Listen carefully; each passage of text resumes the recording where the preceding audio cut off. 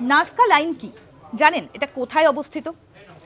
পেরুর রাজধানী লিমা থেকে প্রায় 400 কিলোমিটার দক্ষিণে অবস্থিত নাজকা মরুভূমির বিস্তীর্ণ অঞ্চল জুড়ে রয়েছে এই নাজকা লাইন।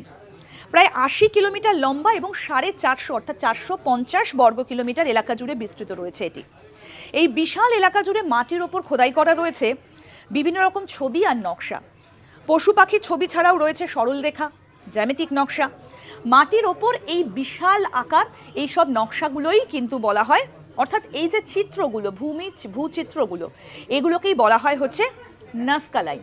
তবে নাজকা লাইন কে সৃষ্টি করেছিলেন, কার আঁকা, সেটা কিন্তু এখনো পর্যন্ত জানতে পারা যায়নি এবং এটা অবশ্যই একটা বিস্ময় বলে মনে করা হয়ে থাকে। অনেকে বলেন যে এলিয়ানরা নাকি একটা সময় এখানে বসতি স্থাপন করেছিলেন এবং এগুলো নাকি তাদেরই সৃষ্টি।